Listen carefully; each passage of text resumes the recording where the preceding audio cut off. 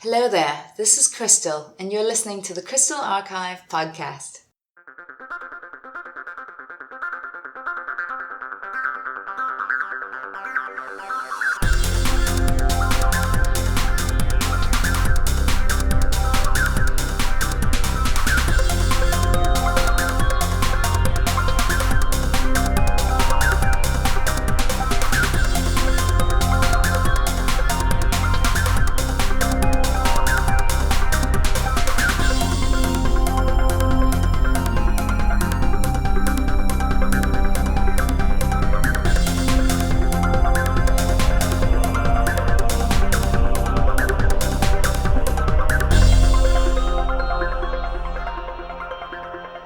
Hello and welcome to the Krystal Archive podcast, episode number 41, recorded on January 9th, 2019.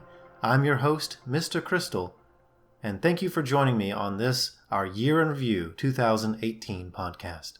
It's been exactly 1 year since the last podcast was recorded, and much has happened since then. Some really significant stuff in the world of Krystal and Star Fox. We're going to go over all of it, but first I want to say that really sorry for not getting these podcasts out more quickly. I really just need to do these more informal podcasts and get them out more frequently. That can be a goal for 2019. But until then, here's everything that happened since the recording of the last podcast. First of all, before I could release episode 40, I had to release the previous episode in audio format so things wouldn't be out of order. So, on January 9th, 2018, 1 year ago, I released episode 39, which had previously been recorded as a video podcast on YouTube as a stream. I released that as an audio file to the iTunes store. Next, Michael2171 released a Krystal rig for Blender. It seems to have been based on the Little Dragon and Charlie Fox rig that had been used for many years. So that's cool, a brand new Krystal 3D model to use. Next thing is that Wrecking Cannon, a longtime reader of the site, showed off his custom Star Fox 2 prototype sprites that added Krystal as one of the sprites. And then, one of the things that I promised in the last podcast, we finally got to release WarfareMachine's 2018 Krystal Fox rig, the free edition. This was kind of a special case where he had released a not safe for work model, and I could never talk about that on the site because the site is strictly safe for work, appropriate for all ages. But he and I worked out a deal, and he made an exclusively safe for work version of his model for release for free for everyone, provided that they only use it for safe for work purposes, as opposed to his other model, which actually cost money to use. And I think people received it with a lot of enthusiasm, and indeed, people would go on to use it in some of their game mods, which I believe we'll get into shortly. Having announced those two stories, I finally got to post the last episode, Krystal Archive podcast number 40, on January 14th, 2018. It took a little while to edit because of my health at the time. The next story was a big one. This is something that I had been planning to do for quite some time, but I decided to finally announce it publicly. I was able to purchase, through happenstance, the website starfox.org. Now, you can go there today, and there's not really anything on it, just a vector image of an R-Wing that is of my own design, with the promise that it's going to contain lots of Star Fox media and news in the future. I talked about my plans for the project, and to this day, I haven't actually followed through with those plans, but it's interesting to see that it's taken me over a year just to get to the point where I'll have something to show. So more about that later in this podcast. Next, I was informed by One Pup Suits via email about a glitch they had discovered in Star Fox Assault many years ago, and they brought it up because they hadn't seen it anywhere mentioned in the gaming world.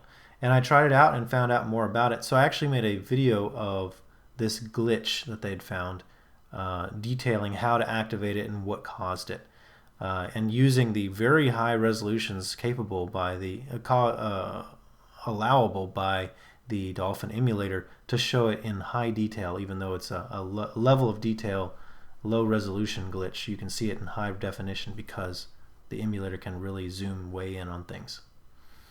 We had a couple of Star Fox memes And of course, lots of MMD videos this year by Shadin Katsuni 666. I did a quick expose on a video by Hard for Games and Hugo Peters' work on revealing the texture and model assets of the previously unreleased game, still unreleased game, but the game that would eventually become Star Fox Adventures, Dinosaur Planet. They've been able to get some of the models for the levels and characters and items that had previously been hidden in the game code for the kiosk edition of Star Fox Adventures, a disc that I happen to have myself. They're doing some really great work on that. I really want to take some time and explore that, but I just haven't had the time to put it all together. Hopefully, I can take my tremendous amount of resources I have archived myself on my own hard drive about Dinosaur Planet and publish that so everybody can see it. We talked about the fact that some very dedicated Star Fox fans have been starting to put Star Fox, Fox McCloud, and Krystal rigs into the, at the time, exploding in popularity VR chat virtual reality game. King Jian and several others spent every day there making models and updating models and going around as their favorite Star Fox characters. And they're still doing that to this day. I think there's something like 6 different Krystal models now in the game that you can just go and use yourself. It's really cool. Next, somebody managed to put a custom Star Fox Adventures Great Fox level in Project M, the Super Smash Bros. Brawl mod, to make it more like Melee. So it's good to see the Star Fox Adventures models getting some love. The next story has to do with something I alluded to earlier. The WarfareMachine Krystal rig, that thing that I had commissioned just a few weeks previous, was finally used for its original purpose that I initially came up with the idea for, which is to take it and use it as a mod for Half-Life 2. And this is probably one of the most extensive character mods of any game ever. And I'm going to butcher this name, but Phalimeris, he took and used this rig and did everything you can to immerse the character into the game, adjusting textures, changing sound effects, adding correct guns and sound effects on those guns, and even giving Krystal her staff instead of a multi-tool thing. And just really doing a really fantastic job of making this mod really great. And he released that publicly, which I had the pleasure of being the host of this model, this rig, and this mod for him. We did some fun stuff with the compression as well. So it's actually storing like 2 gigabytes of data and only like 15 megabytes or something like that. It's ridiculous how much stuff we got stored in there. So that's cool. And then, hot on the tails of that, more 3D stuff. My other 3D Krystal commission, the Krystal 64 rig by the Regressor, inspired by the initial work by Wrecking Cannon and Alan J. We got an artist's representation of what Krystal might have looked like if she had starred in Star Fox 64. Of course, it's an intentionally retroistic model because the N64 probably couldn't handle this many polygons and this detail of a character without some serious compromises somewhere else in the game. But nevertheless, you now have a public free access to a high quality, low poly Krystal rig available for free on the website. So that was pretty cool. People like that. I think some people actually used that rig and put it in VR chat as well. I'm not entirely sure about that one. On January 29th, 2018, we had a little bit of a surprise in the chat where some people informed me that, hey, there was a Krystal fan art drawing featured on national Japanese television the other day, and I found the photos that people had put it on Twitter, and with some digging, we found the original source file, the source video for that episode, and I downloaded it and did some crazy analysis of the image and managed to find the original artist, who was actually Shadow Finrir, who had previously gone to Japan to learn about drawing and was returning there. This was a show about asking foreigners to Japan, visitors to Japan, like what they're doing there and what their specialty was and what brought them to Japan and what they were trying to, and then kind of follow them around, ask them questions. And this guy got to talk about his learning of drawing and his abilities there. And I found the artist and was able to contact him actually, and it was pretty cool. One of these days I'm gonna have to get a print of this model, or this drawing, because it's pretty cool, and especially since it got featured on Japanese television. Next, I found out about several things. I did a bunch of cleanup and managed to reduce the amount of files we were storing on the site, and also got to release the Star Fox Event Horizon demo number 7, which had previously been released, but I didn't realize it until it was too late, or until it had already released. And so got that all organized. So, it's good to clean up occasionally. So now all the files are in one spot and they're taking the minimum amount of space. Next, Krystal Black is a artist and cosplayer over in Europe, I believe. And she is planning a Krystal cosplay. And it's still in progress to this day, but she showed off on her Twitter some remarkably accurate armor and jewelry pieces and the drawings for the custom loincloth and bra she's going to make for the Star Fox Adventures costume she'll be wearing. So we're really looking forward to her work on that. Then we continued our release of Star Fox Assault 4K video with the Queen Escapes cutscene. I made a post for King Jian's Krystal and Fox VR chat rigs. I got permission from him to host those mods for VR chat, so those are hosted on the site. We got some new fan films, and I realized something that I had been told about years ago that I didn't quite understand. You see, one of our early 3D models was done by Nanogur, who would later go on to call himself Gadonstrom, and he supposedly ripped the models from Star Fox Assault. He was the one who was able to get us some of the first models of Star Fox Assault Krystal from the game. And he said that there was a lot of work involved, and I didn't really understand it at the time because, well, you can see the models in game. They look fine, and you can rip them yourself if you have access to the files. But what he was referring to was the fact that the legs were missing. And that led us to this discovery that in the cutscenes, the briefing cutscenes, most of the characters don't have legs because you only see them from the waist up. Krystal doesn't have her legs, Fox doesn't have his legs, Rob's does, but General Pepper has no legs. Slippy Toad and his father, they don't even have waists. They're just half of their former selves. So it seems like what's happening is in Star Fox Assault, there's at least 2 models for every character, at least those that appear in cutscenes. And the ones that appear in these cutscenes, these briefing scenes, are actually higher resolution than the ones that appear in the game levels themselves. So there's 2 models, and then there's a third model which I mentioned, which was part of that level of detail glitch. There's actually a third model which is the really low poly version that you see, in a sniper from very far away. Yeah, it's cool to discover that, but it was fun making a post where I zoom the camera out and you can see that all these Star Fox characters have no legs. That's kind of an interesting thing. We got more Star Fox Assault cutscenes. The Fortuna intro, the first cutscene in the game. This is one of those ones that was upgraded with the Waifu 2X Cafe upscaler, and it looks really great. And that brought us to February 14th, 2018, the 13th birthday of Star Fox Assault. Shortly after that, on February 21st, we celebrated the Star Fox series' 25th anniversary. Unfortunately, we didn't get really any fanfare from official Nintendo accounts, but we celebrated it on the Krystal Archive and talked about all the different Star Fox games. And I thought that was a good time to also talk about Lilat System Clear, the Star Fox 25th Anniversary Work in Progress album.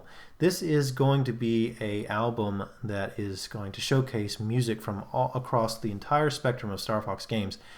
Unfortunately, they didn't meet their the 25th anniversary deadline, and they're continuing it to this day.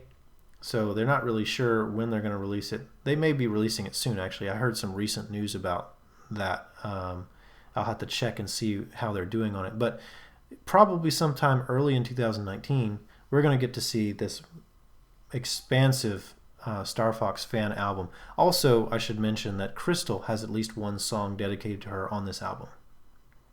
And we've got more Star Fox Assault cutscenes. Launch all ships, the second animated or pre-rendered cutscene in Star Fox Assault.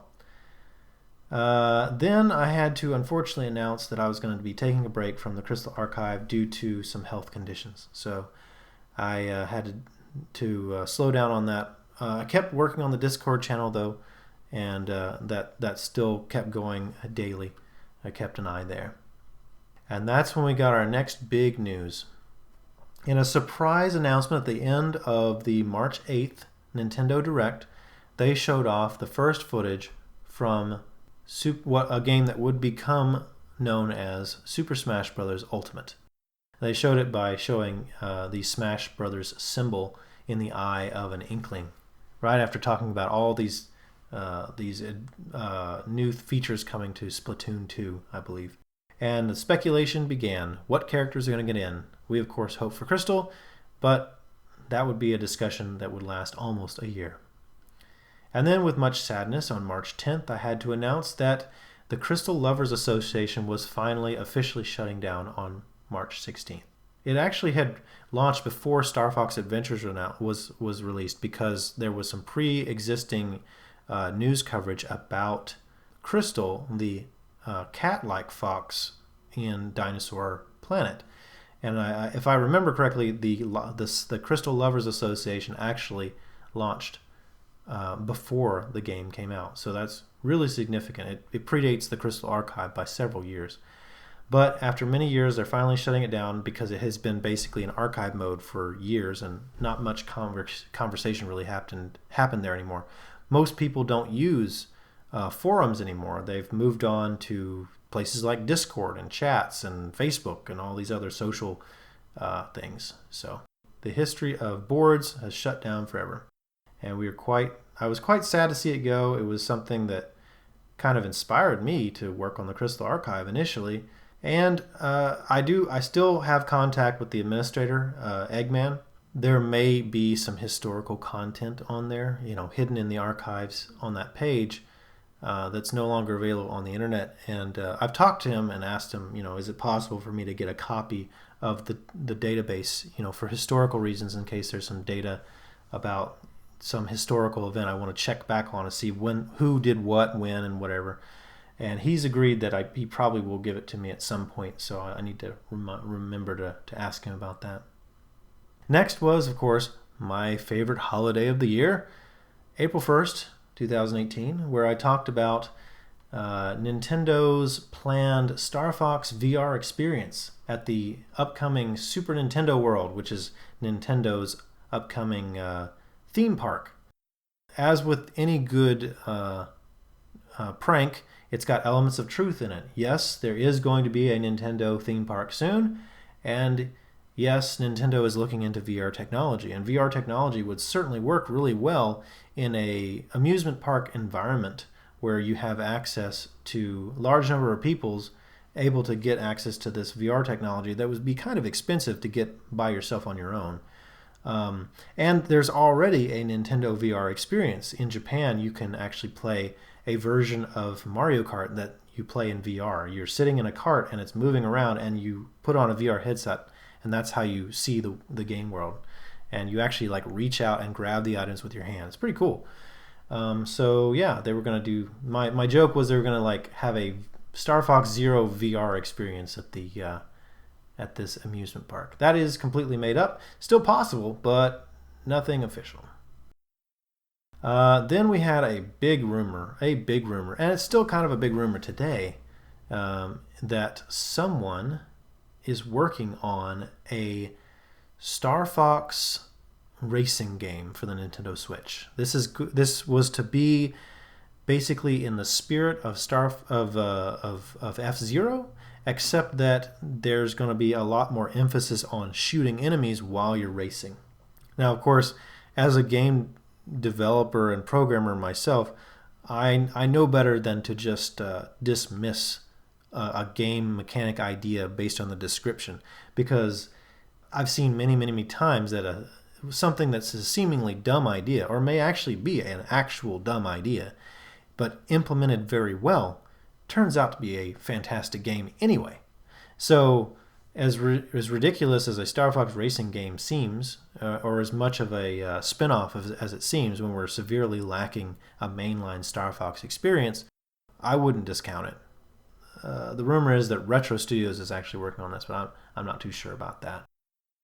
Anyway, it's a huge rumor, and though it has lost some traction in recent months because there's been absolutely no word about a mainline Star Fox adventure of any sort, it has not been deconfirmed in any way as far as I know. And I believe it was going to be called Star Fox Grand Prix, or at least that was the tentative title. I posted about Undying Nephilim's seeking opinions about what he should do with Star Fox Event Horizon. You see, Star Fox Event Horizon has been a lesser important game. It's not been as important to him or his fan base or his Patreons as his other Zelda fan game, Hyrule Conquest. And so he was asking people to let him know, like, should he continue developing it? Should he kind of convert over to something else and maybe do a strategy game like he originally was going to do, or whatever? Should he keep developing it, or should he put it on the back burner? And so he was asking for opinions about that. We got, of course, during this period, lots more MMDs, and I particularly enjoyed this very accurate depiction of Fox and Krystal's breakup done to anime character sound effects and voice acting. This was done by Shatten Katsuni 666. It's very well animated, not a dance. It's not a dancing video. It's more of a scene, and I thought it was really funny. So that took place in June 2018. So we're making our way through the year here, and we're about to get to some of the biggest news of the year. I had a commission by Ratty Creations that was being done on live stream at the same time, and we got to watch that. Still haven't released that commission because there's some question about how it's going to be finished. I need to follow up with that commission. I've got something like 4 Krystal commissions in limbo right now, and I need to take care of those before I start doing any more Krystal commissions. And so we got to early June 2018. And that brings us to E3 season, the big show of the year where all the game companies are going to show off all their stuff for the year. And this year was no exception for Nintendo because we knew that they were going to be talking about Super Smash Bros. In fact, they were going to have a tournament for Super Smash Bros. Where they were going to play a pre-release build of the game live on television or on these streaming sites. And, whatever else they were going to announce at E3, we were really excited to find out. And it didn't disappoint because we got a surprise announcement before Nintendo's presentation, in fact, the night before, with Ubisoft's presentation of all things, the Starlink video game that I had mentioned a year before at the previous E3, as a game that you could play to kind of scratch that Star Fox itch in the absence of a legitimate Star Fox game. Well, they jumped the shark and managed to get Nintendo's approval to put Star Fox characters in the game and having a whole campaign centered around Fox McCloud, Slippy Toad, Peppy Hare, and Falco Lombardi. And they actually invited Mr. Miyamoto up on stage to give him a prototype of the Arwing and Fox figurine from the game's Toy to Life components. And they basically turned a game that nobody was paying attention to a game that everybody was paying attention to. Because this was supposedly, what Star Fox was going towards in the lack of a new Star Fox game from Nintendo. And the footage actually looks really good, and people were excited to see it. And we got as much details as we could, and I'm just kind of jumping ahead here because I'm just remembering off the top of my head what happened. But they announced that there was going to be a Star Fox pack specifically for the Nintendo Switch, where you could get the Fox McCloud figure and the Arwing, You can play the entire game without using those particular figurines, as long as it's a Switch version. And you could play the entire game's campaign without switching characters. You could play as Fox McCloud throughout the entire campaign. It wasn't just for the added Star Fox missions. And so we got video of that presentation, and with Mr. Miyamoto, we got high-resolution promo imagery and concept images for the packaging and box art. And then we get to Super Smash Bros., where they had their big presentation and announced with a surprise to everyone that they managed to get literally everyone to return. All previous Super Smash Bros. Characters that had ever appeared in the series, plus the new ones, all are going to be in this new game they're titling Super Smash Bros. Ultimate. They also changed out a lot of the final smashes. They made the final smashes for the Star Fox characters be based on the R-Wing rather than on the Landmaster. And one of the fan favorites, Ridley, was announced as a playable character. And Wolf, of course, is coming back, and Wolf has a brand new look that's very different, while the Fox and Falco characters were kind of modeled after their Star Fox Zero looks. And that same day, I believe, that same day, they started showing off player trailers for each individual player that's going to be, or character that they had revealed, at least at the time, on their website. And the Fox McCloud trailer featured Krystal. Now, this was a big surprise, and quite a number of people picked up on it. I posted about it as quickly as I could, and that, of course, brought the speculation in immediately. Is Krystal a playable character? And why would they show Krystal if she's a playable character in Fox's video? That would be like showing off a new character. So, I mean, I immediately thought this is an assist trophy, and it looks fantastic. And the other thing that's surprising is they went with her Star Fox Adventures attire outfit rather than her Assault outfit, which is a bold move in my opinion, and I was completely taken aback by it. It's great to see that they're kind of respecting the original origins of what she looked like. So that's really cool.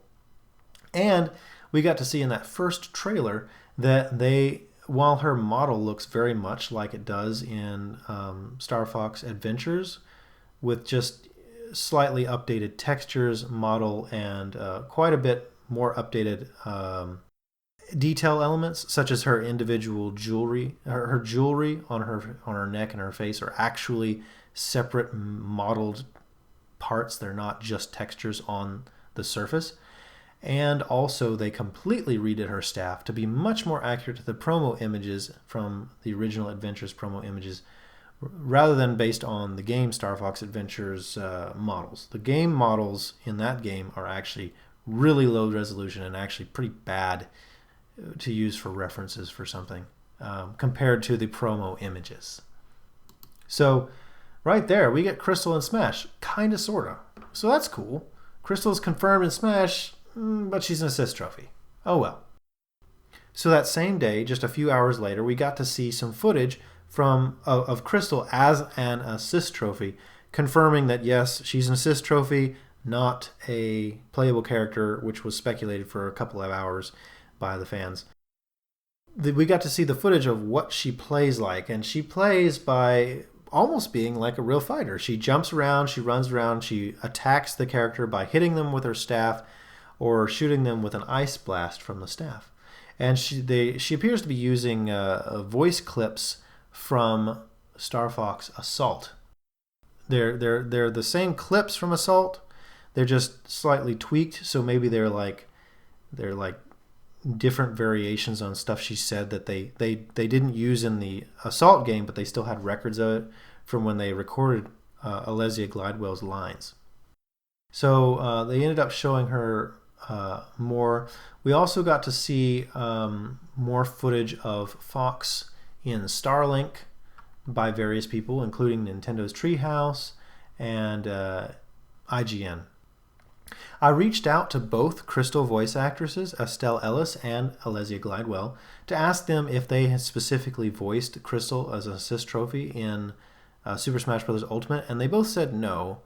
But then, and this is news that I haven't posted yet, but Alesia Glidewell is actually listed in the credits for Super Smash Bros. Ultimate, so again, what I think is likely is they used some voice clips that they had from Star Fox Assault, even if they aren't the literal ones they had used in the game, just ones they had recorded for the game, and they used those as her clips.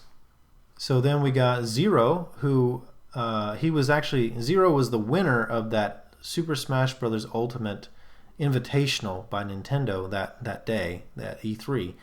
He was the winner, and when he was going over the footage of all the characters, and he saw Krystal in Fox's video, he was fully behind having her as a playable character. So that was cool to see, this famous Smash player really wanting Krystal. It's something I've been seeing, among the actual competitive Smash community, is they would love to see a staffed character like Krystal. So that concluded E3. There was still more stuff that would be coming out in the coming days, but that concluded the actual days of E3. So on June 18th, something I'd promised for a long time, I decided to, now's the time I'm going to start my project to release Krystal fan art, one a day, on my social media accounts on Twitter and Gab. This would be a way of showcasing new fan art in the absence of an actual fan art section. I can just say, hey, today we're going to show off this fan art, and you can go to there. It's by this. It's called this. It's by this person, this artist, and here's the link to go see it for yourself. And because I'm posting the link rather than copy pasting the image, I'm avoiding the problems with art stealing, because I'm not stealing, I'm linking to it. So they get some publicity, and we get to have a new Krystal fan art every day. Kurtle Black, the Krystal cosplayer I mentioned earlier, volunteered to help out with finding the fan arts, and she did do some original fan art research. Although since then it's been mostly me, but that's cool. We'll get back into the swing of things, and I've got tons of fan art to post and getting it ready in advance so that there will always be a new Krystal fan art every day. And I haven't missed a day. I've been late posting them sometimes as much as a week or 10 days late. But I always post one fan art per day of the year, even if it doesn't actually come out on that day. And it continues to this day, so more than half a year here, or almost half a year. Yeah, half a year. So that's a lot of fan art, and we're still going strong. And I've been happy to see that with this is kind of an aside, but with Super Smash Bros. Ultimate coming out, with Krystal being an assist trophy, it seems like there's been more Krystal fan art more frequently now than there was in the past few months before that. I posted a really cool Star Fox cosplay skit. It doesn't feature Krystal or anything, but it does feature some very well done humanized Star Fox characters: Wolf, Fox, Falco, and Peppy, and Slippy as a doll. And they do a skit called Star Fox Zero Hope, which is kind of a parody lamenting their own lack of success as video game series. It's really good. Go back and check that out if you haven't. It's really funny. So Nintendo updated their site for the Super Smash Brothers, and they updated their Twitter account to show off some of their assist trophies. And on July 4th, I believe, they showed off Krystal's assist trophy, showing us 2 more images of her staff close-up and her ability to shoot ice blasts. We got more Star Fox Assault cutscenes in 4K. Cries of Agony. This is the one where Krystal senses the distress from Planet Soria across the entire Lilat system. And then they announced a new Super Smash Bros. Ultimate Nintendo Direct for August 8th, 2018. And what did they talk about on that one? Well, nothing Krystal related, but it was cool to see more Smash stuff. Next, I talked about Anims Fox's Krystal Amino group. He asked me to feature it, and so I have. I also, something that was noticed almost immediately with the Krystal Assist Trophy by Tobias Amarath, was that even though her tattoos and tribal markings are very accurate to Star Fox Adventures, she's missing the tattoo that's just above her tail on her back.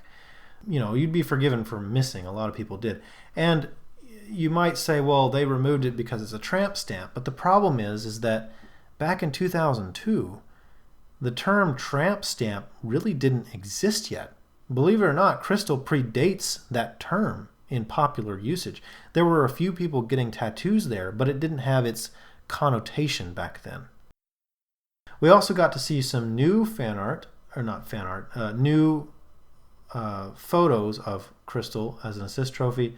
Both her item image, which is kind of a small transparent image, as well as some screenshots. There was a Rareware exhibit in Europe where a museum actually hosted an exhibit showing off the history of Rareware, and one of them contained a full-size poster of Dinosaur Planet, the original drawing poster, promotional image for that game, where Krystal really looks like a cat. I mean, a lot like a cat. Next, in August 12th, 2018, Krystal was revealed to be the new fighter in the fan game Super Smash Flash 2. Now, to this date, I don't think he's released Super Smash Flash 2. He's done a lot of videos. This was done by McLeod Gaming. He's done a lot of live streams and a lot of public tournaments where people are able to play as Krystal, but I don't think he's actually released that version publicly for download. So you can't play as Krystal yet, but it's really cool. Her moveset includes a aimable sniper rifle. She's got a staff-based shield. She does tons of kicks and staff attacks, and she's able to do remote attacks by throwing grenades. So it's kind of a combination between Adventures, Assault, and Command styles as far as what she looks like. And the voice samples are all from Star Fox Adventures and Star Fox Assault. We've got another Star Fox Assault 4K cutscene, Gate Creation. This is another Waifu 2X enhanced video. And then there was a Kickstarter, which I believe failed. No, it failed initially, but then started again for a Star Fox 64 orchestral project. They were going to redo Star Fox 64's music in an orchestra. And actually, you know what, let me check. I haven't followed up with that, whether they succeeded or not. They were looking for $15,000. Let's see. They were unsuccessful. They managed to get 4,176 funds, but they didn't get the number of backers they needed. So it looks like that project got canceled. That's too bad because Star Fox 64's music was really great. Then we got some, what I like to call the IGN cover-up. Falco, Slippy, and Peppy were shown off in Starlink for the first time in an IGN video, but it was deleted. So but I just happened to have taken screenshots for the story before they deleted it, and then I found another place where they posted it, and then they deleted it again. It looks like they had violated one of their early release requirements, so they had to take the video down until they could put it back up again. We got to see what Peppy and Falco and Slippy look like, and they look really good. Peppy looks especially old, but their models really kind of highlight the Star Fox Zero style, which is a good style. And we got to see video of footage of the gameplay with the Fox and crew talking. Their talking heads overlay the space battle. And it looks like since then IGN has actually re-uploaded or made the videos non-private anymore, so you can actually see them again. They're public again. So it's no longer cover up. They were just too early. But of course that doesn't matter to me. I had a copy of the video, so I was able to release screenshots from it. Then we got a Greasy Mojo did a speed drawing of Krystal, and we also talked about a couple other games from E3, or one game. This is a space dogfighter and exploration game called Everspace, and just like Starlink the year before, this is another game where you can, if you want to play a Star Fox-like game, starfighters in space, here's a game to look into. It's not Star Fox, but maybe it'll scratch that itch. So they announced this game at E3, coming to the Nintendo Switch. And so after that, it was just wall-to-wall Starlink coverage. Starlink Battle for Atlas, they showed off the characters, they showed off the first couple of missions, they talked about what it's like to play these missions, they talked about the game has a cipher language that's used by some characters, and I've checked and seen it, and it's not Sorry, it's some other cipher or something. We found out that you can combine the toy to life parts, so you can put wings on wings on wings.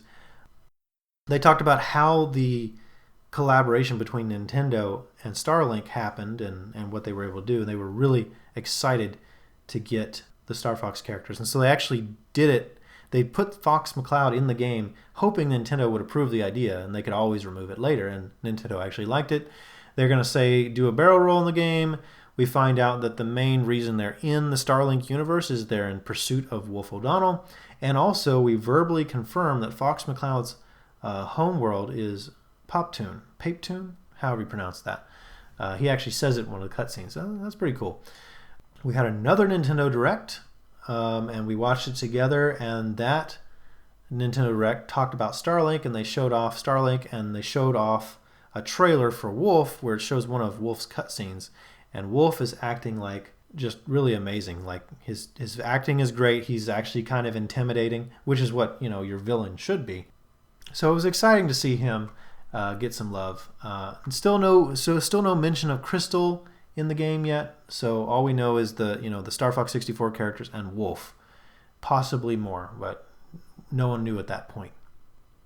We had even more interviews and more details released. We found out you can't shoot down your teammates, unfortunately, like you could with Slip, like people like to do with Star Fox 64 Slippy. And we also found that there's some exclusive Star Fox missions in some of these interviews. Just kind of as an aside, we saw Aiden and Krista of the Game and Scotch talking about Krystal being in Smash Brothers, and they kind of came around. They were taken to task by Golden Fox 2109, and they admitted that he was a bit harsh towards Krystal, and yeah, she'd make a good fighter, even though his own choice, Waluigi, wasn't going to get in. So in the end, yeah, he agreed he was a little hard on her, and he likes Krystal after all. So even Krystal's critics can come around. After that, on October 16th, 2018, was Starlink launch day, and we all went out and got our copies and started playing the game. It did kind of have a little bit of a hiccup in that you had to download a day one patch before you can do anything more than leave the first planet. But yeah, people started exploring the game immediately, and I'm going to let you in on a little secret here. Because I'm so slow with video games, I haven't actually beaten Starlink or even the Star Fox portions of the game. And actually, since it's the new year and we're coming clean, I haven't actually finished Star Fox Zero either. I'm just really slow, and with the problems with the nerve damage in my hands, it's very hard for me to get time to work on playing through these video games. So I've intentionally kept myself from looking at spoilers, so I don't actually know what happens at the end of Starlink. I'm sure all you know by now.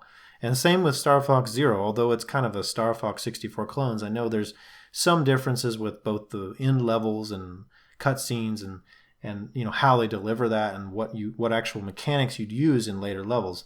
I have no idea because I've never played past half the game in Star Fox Zero. And on that note, I have played Super Smash Bros. Ultimate, but I haven't unlocked all the characters yet, nor have I beaten the World of Light yet. And we're going to get into the launch of that game shortly. But yeah, I'm just really, really slow at beating games. So maybe in 2019, I'll finish all three of those, and I'll have the Star Fox experience you guys have all gotten to experience over the last 3 years. So we'll see. Then we have another Super Smash Bros. Nintendo Direct. And it was going to be the last Nintendo Direct of the year, and Super Smash Bros. Ultimate the last Direct before Super Smash Bros. Ultimate launched on December 7th. This was going to be the November 1st Nintendo Direct. And we watched it together. If there was something to reveal, it would be in a future news. Here's another confession. I'm just going through the site and reading, kind of reading off the stories as I get to them. And so sometimes I don't know which one of the stories is going to be. So if I do talk about that particular thing, it's going to be in the future. But in the meantime, there was another story between that, so I'm going to talk about that now. Okay, so the next one. This is kind of a big deal as far as the history of Krystal goes. Project Cursed. Now, Project Cursed you may not know about, but about 10 years ago, Undying Nephilim, you remember that name? That's the guy who made Star Fox Event Horizon, that fan game. He and Adam Haplin and a few other people got together to make a game that was centered around the events of when Krystal kind of went rogue and became a bounty hunter by herself and went by the name Cursed.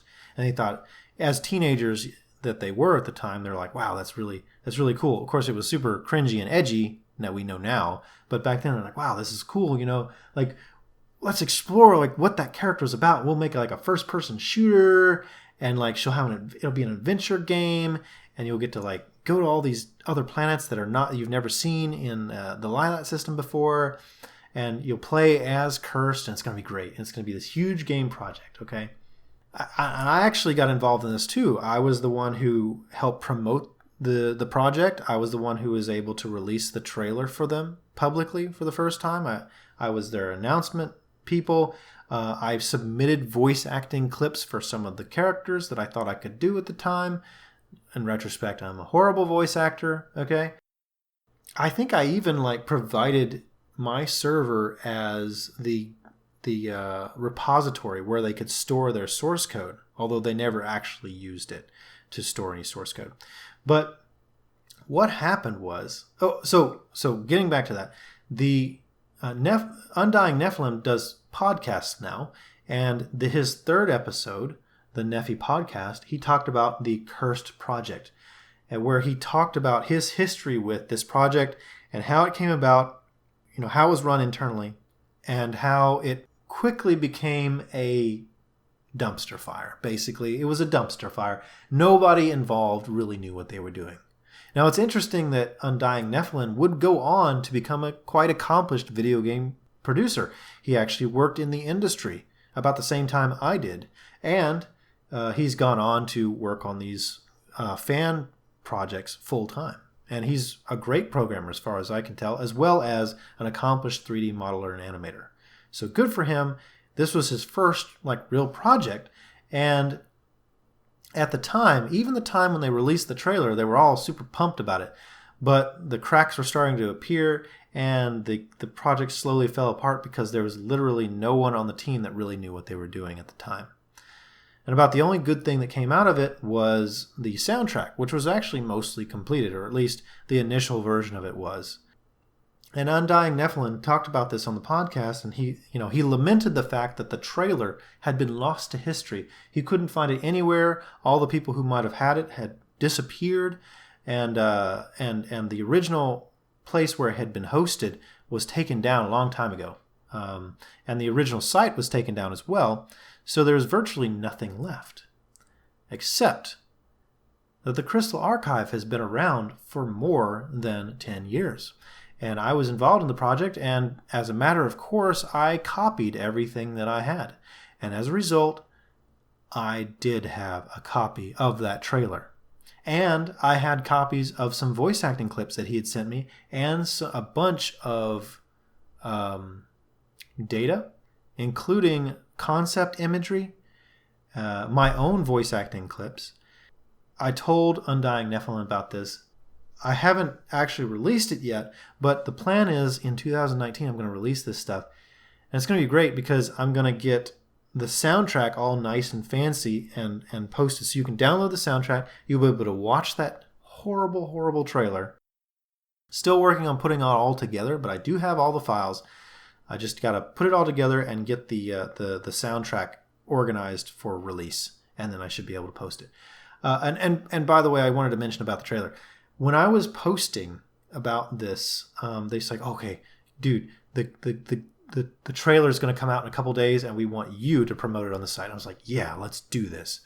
And they sent me the trailer, and I was so disappointed. I was like, I could tell immediately that this project was never going to succeed. Because if this trailer we're announcing the game has literally no footage whatsoever of anything resembling any kind of prototype gameplay, not even animated cutscenes, nothing. It's nothing. It's just a voiceover and some sound effects and some visual effects that you could have done in any video editor at the time. I knew that this project was probably going to never get off the ground. And I was actually embarrassed for them. Even though they weren't embarrassed yet, I was embarrassed for them. And because of that, because of this one experience, I realized and put into place a policy that I kept to this day, which is I will not talk about upcoming projects, especially video game projects, on the site unless they have really good evidence. Preferably actual playable gameplay footage or a demo of their game before I'll even talk about it. Because there's no shortage of people saying, "Hey, I want to make this game. It's going to be It's going to be the best game. It's going to have the features of like the flight mechanics of Star Fox 64, but it's going to have the on-ground footage or on-ground like features of Star Fox Assault, except it's going to be better in every way. It's going to be like Halo, and you'll get to drive around the Landmaster like the Halo Warthog or whatever, and it's going to be great. You got to post about it. I got to get artists on track, and I got to get programmers. If you could just talk about it on your site, I can get people to come to my project and program the game for me, and it's going to be great. I'll be the designer." No, I'm not doing that. And this project should be an example of why. This is the exact thing that happens when that happens. And an enigmatic person gets a bunch of semi-talented artists at the time, semi-talented artists and programmers and whatever together, but most of the people are idea people or voice actor people or maybe even artists, but no one is really around who can do the heavy lifting that is the game programming and the design and all that. They don't really know what they're doing. So that's why. So it's an interesting footnote of history that now gets to be a lost project that I have the pleasure of revealing and showcasing for the first time in 10 years. So that's going to be really cool. Look forward to that in 2019. Sorry to kind of go off on a tangent, but I'm pretty excited about that. Next, we had Shaten Kitsune decided to start a Krystal vlog. She did an initial post and then hasn't really updated since then, but we'll see.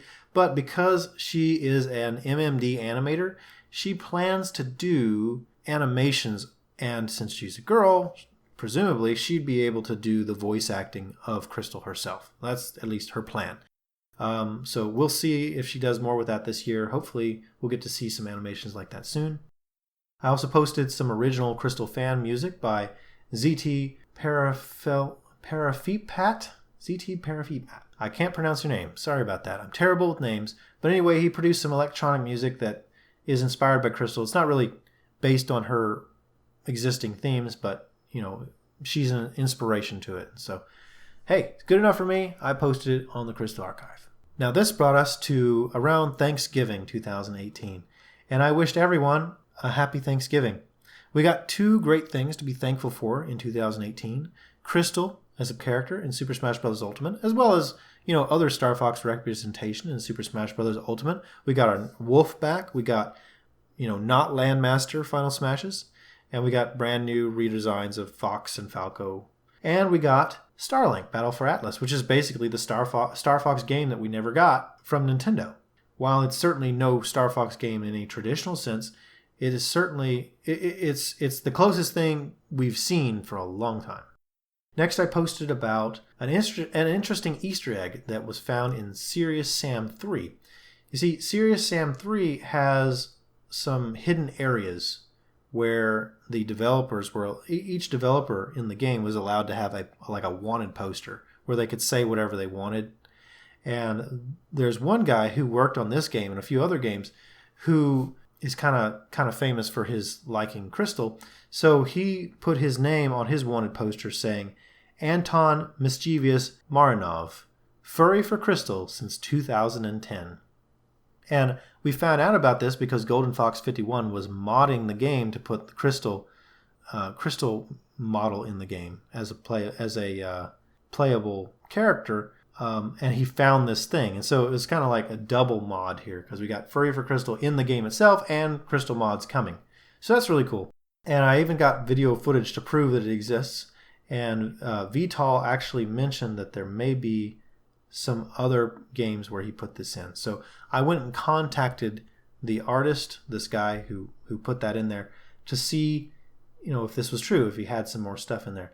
And I got an email back from him. I haven't posted about it yet, but I will say that yes, there is another game that features Krystal. So I will post about that very soon.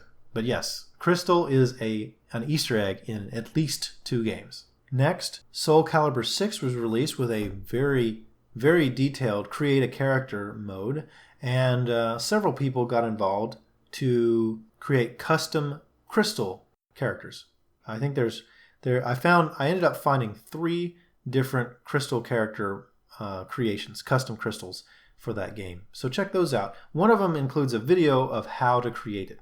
Next, around just December 3rd, 2018, Starlink's Twitter account started teasing that they were going to have some DLC.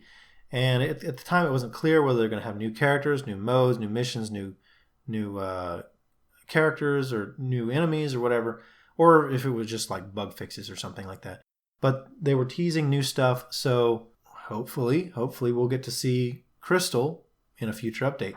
I will say that since then they did release some DLC that was mostly like fixes and a couple of tweaks to certain planets and some new enemies. It did not include new characters. I think it included like 2 new planets, I think, and some new missions to go along with that. But no new Star Fox content as far as I'm aware. Okay, but the possibility remains open in the future. They've been very cagey about it, so maybe they're planning something. Who knows? Maybe it'll be a tie-in with Nintendo's own announcement for a new Star Fox game. And the timing's about right. In next year's E3, probably the big game that they're going to talk about is Metroid Prime 4. And if they're going to add another game to their lineup to talk about, I would imagine the next Star Fox game it'd be about the right time to start announcing the next Star Fox game. Enough time has passed since Zero and Star Fox, the Starlink game with Star Fox content has come out and has been a moderate success, certainly a much bigger success because of its Star Fox character inclusion than the game on its own, because it was released by multi-platform on PlayStation 4 and Xbox One, and it sold virtually no copies by comparison to the Switch version. It's pretty clear that Star Fox really sold that game. Sometime before December 4th, a few days before that, some people managed to leak the full game of Super Smash Bros. And I think it was playable, but only partially. Maybe somebody managed to unencrypt the pre-download game or something. I don't know. Not sure exactly how they got it, but they got essentially the full game. And they were already hard at work releasing assets from the game. They were able to get the soundtrack. They were able to get some information about the World of Light mode. And I put it behind spoiler tags in the post, but since the game has been released, let me read to you about what was revealed, okay? So first off, we found out that there's an additional 30 slots for new characters, maybe for clone or echo characters. So it's possible that they're going to make Krystal or some other Star Fox character playable as a clone character. We found out that Krystal also has a spirit. She's not just an assist trophy, she's also a spirit. The single-player World of Light mode contains 7 or 8 cutscenes, and all the bosses are now known. A texture of Krystal can be used as your avatar for online play. We found out about all the different music. Unfortunately, though there are 17 Star Fox tracks, none of them were original, although some of them were coming from the, at the time, new the Star Fox Zero, which came out after Super Smash Bros. For the Wii U. So they included some new songs from Star Fox Zero, but they're technically not new songs because they're exactly the same as in Star Fox Zero. Some Smash modders have already managed to get the textures from the models, and they're really trying very hard at this time to rip the models from the game. One particular modder that I was in contact with was trying to make the Krystal Assist Trophy playable, and that is, as I understand it, he has since then gotten copy of he's been able to rip himself. He actually was able to rip the Krystal Assist Trophy and he was able to look into it. I'm interested in that because I want to get the staff model so I can use that as a base for making my 3D printed Krystal staff, which is a project I want to work on. But he's going to be working really hard this year on making Krystal a playable character as a mod. So we'll see how he does with that. And Shadow Snake provided a lot of this information. He's kind of my inside man in the Smash modding community. That was 3 days prior to the game's official release. Which brings us to this launch date of Super Smash Bros. Ultimate.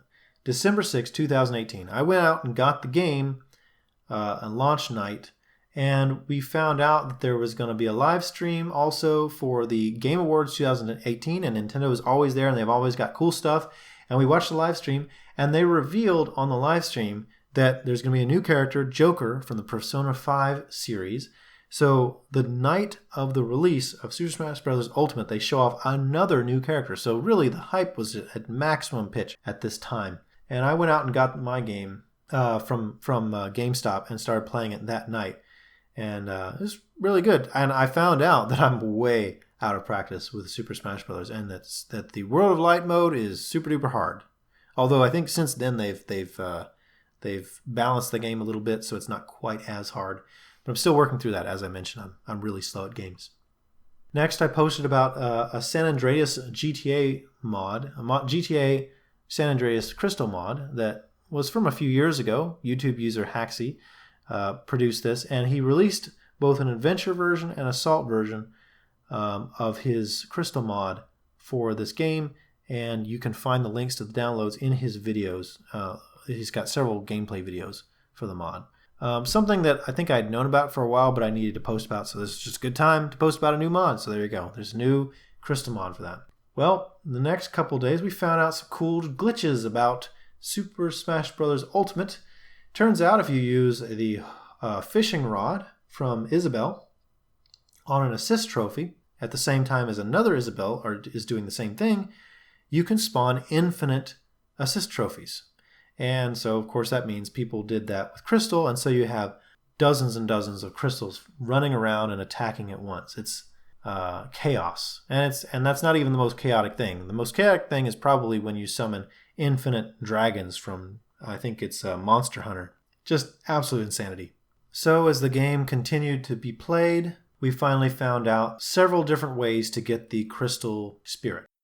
Turns out that Krystal Spirit appears on the map in the latter half of the World of Light game mode. She's really towards the end of the game, so people thought that she wasn't available in the game at all.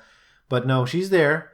But you can also find her in the challenge mode, and of course, she can be purchased from the Spirit store, although she's very expensive at 15,000 gold. And she's a legendary spirit, quite powerful. So I posted some videos of people finding her and defeating her and the level she's in, so you can see how to do it and where it is for yourself. Next, Cheeky Boy recorded his Krystal puppet singing the theme song from Super Smash Bros. Ultimate, Lifelight. And he did the whole song as the character puppet and animated the background with a green screen. So if you like puppets, it's quite an extensive video there for you. And next, another featured fan content, a really, really cute Krystal figure appeared on Fur Affinity by someone named Anthromon. And there's really nothing about it except to say it's super cute. And she's holding a little Mega Man plush. It's really, really cute. I've been encouraged to see a lot of new Krystal sculptors in recent years. It's kind of an art form that's not done as often as fan art and 3D animations and stuff. So it's really cool to see. I got to catch up a little bit on some more MMD videos from Shatten Kitsune 666, and then it was time for Christmas, December 25th, 2018. Now, I was a little late, but I decided to get a Christmas present for everybody. And because I'd taken a long time, I really rushed and spent a good deal of my Christmas break recording and editing footage. Or I didn't record it. I edited the footage for the last 3 cutscenes, the pre-rendered cutscenes for Star Fox Assault featuring Krystal. So these should be the last of all Krystal containing cutscenes in Star Fox Assault in 4K.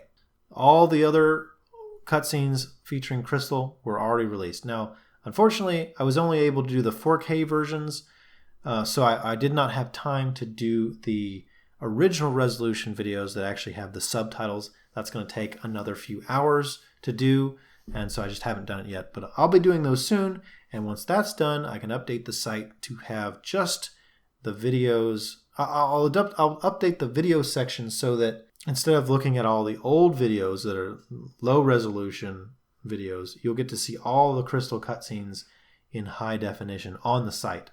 And I'll update the playlists accordingly. So we got, what did we get? Enter the Planet. Then we got the Queen Destroyed cutscene. We got the Thank You cutscene. Oh, and also the Homeworld Arrival. So 4 cutscenes. I released 4 cutscenes in a day. That was a lot of work. And as a result, I didn't really post very much after that. Until January 1st, 2019. Happy New Year, everybody. I just kind of said, Happy New Year. I didn't really have anything to say, except, I hope everybody had a happy and safe Christmas and New Year. Hopefully, we're going to do some great stuff in this coming year. Which brings me to the last post I had posted, something I posted yesterday. January 8th, 2019, the Krystal Archive turns 13 years old. Golden Fox 51 actually produced for me a nice photo from VR chat with Krystal holding some champagne. That's great, by the way. I really love how he seems to have a photo for everything. Anyway, just some fun facts for you. The Krystal Archive, when it launched in January 8th, 2006, it's actually predated the following things. Star Fox Command was not yet announced when the Krystal Archive was launched. Pluto was still considered officially a planet. It was not yet downgraded to a dwarf planet. I'm sure you're all aware of the kind of internet phenomenon called abridged series, where they'll take an anime like Yu-Gi-Oh! Or Dragon Ball Z or whatever and abridge them and make them like parodies of themselves. Well, the very first abridged animated series, Yu-Gi-Oh! Abridged, is not as old as the Krystal Archive. The Krystal Archive predates it by a few months. Also, the Nintendo Wii was not yet released in 2006, January 2006. And lastly, YouTube. When I released the Krystal Archive, YouTube's maximum resolution was its original resolution of 320 by 240 pixels, the lowest resolution they support, actually.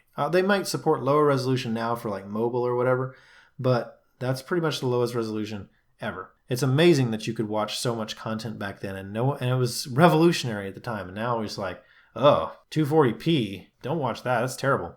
Also, another thing I didn't mention in the post, the Krystal Archive is older than the iPhone. Now, I've always been kind of trying to make the website, all my websites, but the Krystal Archive included, be compatible with as many things as possible. And back in 2006, Google Chrome didn't exist. And when you were talking about making your website mobile friendly, you know what that meant? That meant your website worked on the Nintendo DS or the Nintendo Wii. There was no such thing as mobile browsers as we know them today, that the iPhone kind of introduced. So anyway, the Krystal Archive is really old now. It's a teenager. The Krystal Archive is a teenager.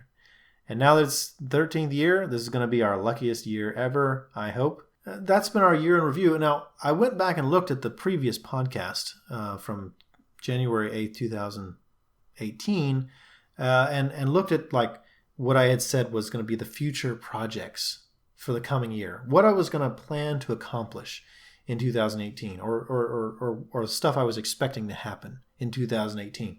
So I wanted to go through those real quick here and talk about what promises or events were kept and what things we missed. Okay.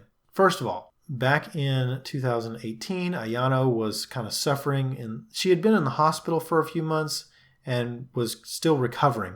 And so she hadn't done any cosplay since the beginning of 2017, I believe, when we recorded footage of her at Furry Fiesta.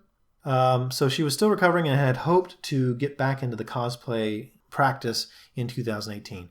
Now, here in 2019, she hasn't yet done that. She still kept up her social media accounts by posting some of her old images, but she hasn't actually returned to new cosplay since then. She's still recovering from that. And we all wish her the best in her recovery and hope that she can return soon to the cosplay that she loves. And hopefully, 2019, it seems promising. So the next thing is it took a half a year, but as I mentioned, we did indeed start up daily Krystal fan art postings, and that has continued to this day. So mission accomplished on that. Now I talked about buying starfox.org, and then I would actually post about it after releasing the podcast. The idea was to, now I publicly announced my intention to launch this site, and well, I've launched the site, but I haven't actually put anything there. This year, I think 2019, I'm really going to focus on getting that released. I have looked into some research about building the site recently, like a few weeks ago, and I'm in a much better position to produce that. It's going to be a static website rather than a WordPress website like the Krystal Archive, because it's not really as much focused on news.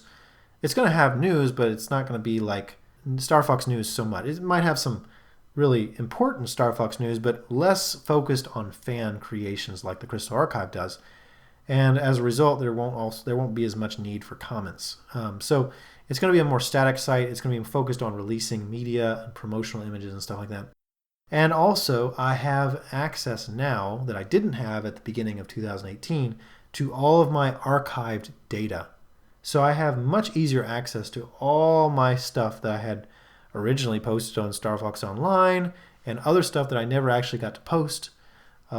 This I can finally post to starfox.org. I had mentioned in the previous podcast that I was going to release Regressor's low poly crystal model, and I did that. And also WarfareMachine's Safe for Work model, and that was also publicly released. Now, I did finally get in contact with the 3D animated artist, 3D artist who was going to do like a DreamWorks quality crystal model, and I was going to have it animated, and it's going to be a really cool rig. But unfortunately, that project fell through, and I lost the interest of that artist, and now I don't think he does commissions at all. So, it's that project's on the back burner until I can find another 3D artist. It may be a long time. There was also an effort this last year to create a 3D printable crystal model, or at least a model that was much more suited to be 3D printed, and that fell through too. Maybe in the future I'll learn how to pose one of the existing models to be much more easily 3D printed, but for now it's just whatever we already have. I did do some initial work on the Krystal 3D printable staff, but shortly after working on that, it was revealed that Krystal was going to be on Smash and that her new higher resolution staff model was going to be absolutely a much better base to work from rather than the Star Fox Adventures model that I already had. So I resolved basically to wait until the game came out and somebody could rip that model so I could use that as a base to build from. Well, that's happened now. So in 2019, I really want to focus on building the Krystal staff. As I probably have mentioned before, I have an artist already lined up and paid to do the staff portion of the staff. So all that's relying on me is to print out and construct the animatable tips of the staff, the opening and closing staff head and the bottom of the staff that can light up. So that's something I'll be working on in 2019.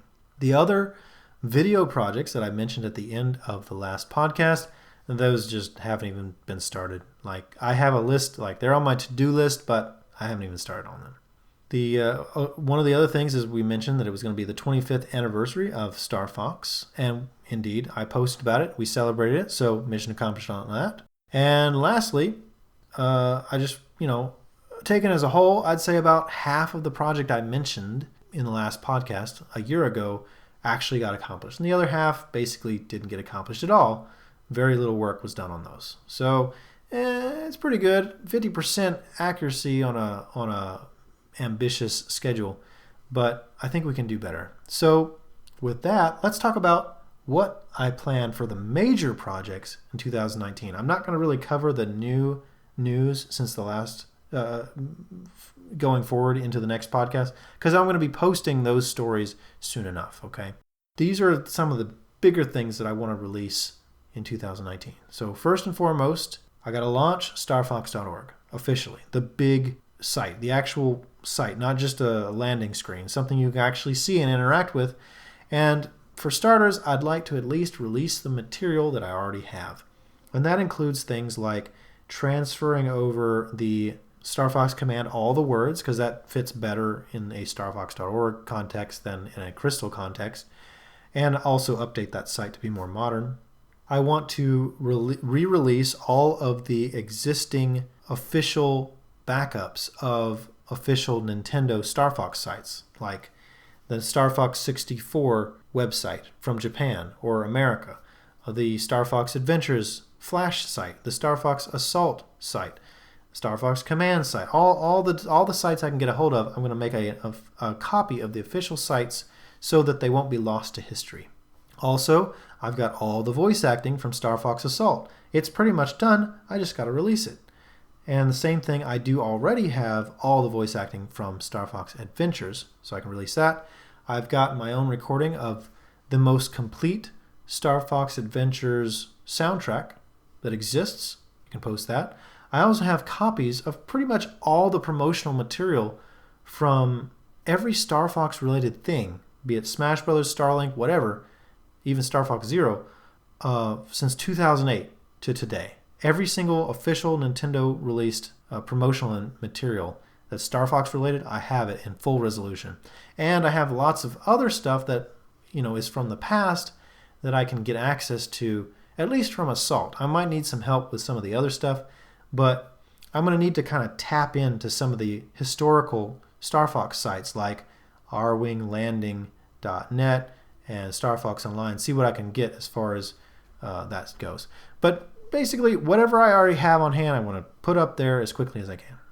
Next, I want to make real progress on my 3D printed Krystal staff. I already talked about what I have, and I have access to the Super Smash Bros. Ultimate model, so I'll be using that very soon. I want to release and edit my footage of Ayano's cosplay from Furry Fiesta 2017. It's been about 2 years since I recorded that footage, and it's great footage. It's fantastic. It was recorded with a Steadicam, basically, and so it's going to be very smooth, and it's something like 4 hours of footage. And I'm planning to just edit that and release it as one giant video. Maybe I'll do highlights, I'm not sure, but it's been sitting in my to-do project folder for too long. I need to get that out there, especially in light of the fact that there's really no new content coming out from Ayano right now. I think she'll be happy to see it, and I think you'll all enjoy it too. So I want to get that edited. Also, I talked about Project Cursed. I got to release that. The soundtrack, the trailer, the concept images, all the voice acting clips that I have. Got to make a page for that and release it publicly. I've actually tasked a animator who does visualizations for music to help me do a video for the soundtrack. So once I get the soundtrack together and list the music files in the order I want, I'm going to give them to him. He's going to edit a video where it's going to do visualizations with some imagery and some sound bars and stuff. He does cool particle effects and stuff on videos. And so we'll have a nice cool video to showcase the audio. You'll get to see the trailer, everything I have. We'll post about that. It's going to be a big release sometime this year. Next, I've finished pretty much all the Krystal cutscenes in Star Fox Assault, except of course the ones I mentioned, the original resolution for those last 4 videos. Everything else has already been released, but I gotta get through and record and edit all the other cutscenes that don't contain crystals from the game. That's going to be a great thing to have on starfox.org, having every cutscene from Star Fox Assault in 4K. So that's coming soon. And I've also begun work actually doing the same thing for Adventures. Not 4K. I'm going to do Adventures in 1080p just because there's just so much content I can't deal with that much 4K. So one of the things is, as I mentioned, we're doing the daily Krystal fan art, and that's been continuing, and that's fine. But I get all this fan art, and I discover it like one day, and I put it in a list, and then every day I have to go back in and okay, this is I'm going to post it this one today, and then post it, and it's just like manual. One of the things I want to do is I want to automate the discovery, moderation, and selection of the Krystal fan art. So hopefully it can kind of post itself. I can like click a button and it's like, okay, today is, March 15th, 2019. What's the fan art for today? Okay, grab the title, grab the artist, grab the link, post it to the Twitter account and hit send. It just kind of, all I'd have to do is give it the fan art and it will kind of generate what it needs. And of course I'll give it also my like blurb, like what I want to say about it. So hopefully I can kind of reduce my amount of effort every day working on that. Next thing, it's been 6 years. It's been 6 years almost since the 2012 hacking of the Krystal Archive, where we lost we didn't lose any data actually. We lost 0 data, but we got hacked, and as a result, the site had to be rebuilt, and in the process of that, I wasn't able to put everything back exactly the way it was, and with the goal of kind of putting it back piecemeal. That never actually happened. So 2019, I really want to take a stab at it. Maybe not all of the content. I at least want to get all of my existing page content, if not all the posts, back on the site. That includes the articles section, the fan videos section, and just a bunch of other sections I can't even remember right now. There's a bunch of stuff missing. And also, related to that, just kind of being behind on things, there's almost 1,000 emails in my inbox. I haven't really responded to any email from you guys. I've been reading it, I've been getting it, but I haven't really had time to respond. So I'm going to try and address that seriously this year. I keep saying that, but I'm really going to push hard on organizing this year. Next, so I had probably mentioned this last podcast.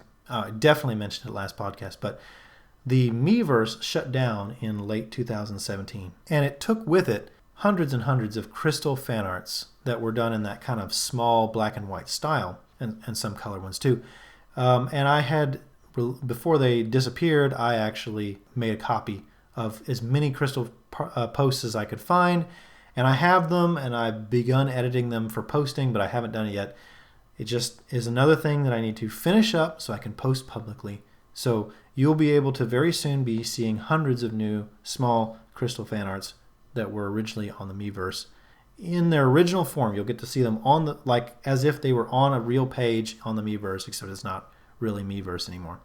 On that note, actually, another thing shut down recently. Flickr changed its rules about what its free accounts have. You no longer have a whole terabyte of storage, and as a result, it's no longer going to be a reliable host for all the Krystal cosplay photos I've been uploading there. So another thing I need to do in 2019, unfortunately, is move all the Ayano and other cosplayer photos off of Flickr somewhere else where they can be hosted. And I guess it's going to be me.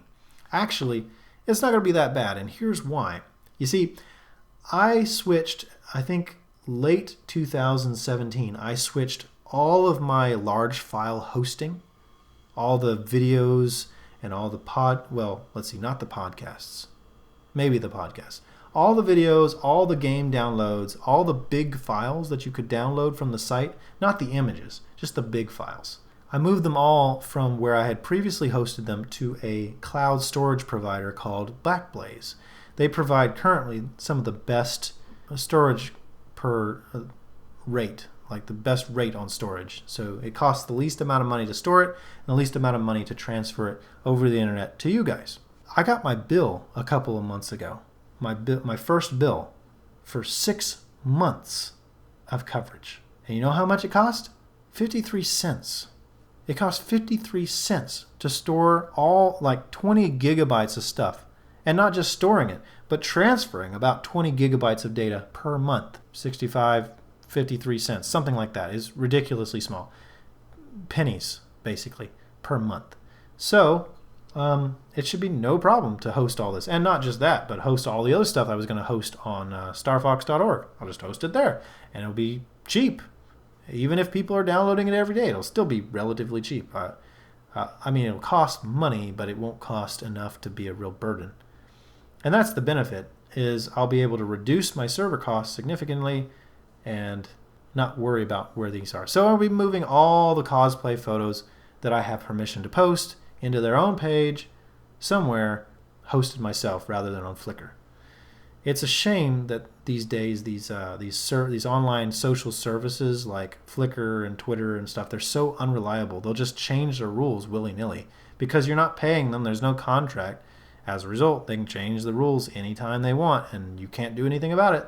They're just unreliable. I don't trust them. Anyway, back to the topic at hand.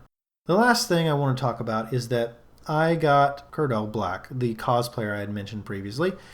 She's still working on a Krystal cosplay, but another thing she does is art, and she volunteered. I didn't ask her to do this. She volunteered to do Krystal fan art for the site.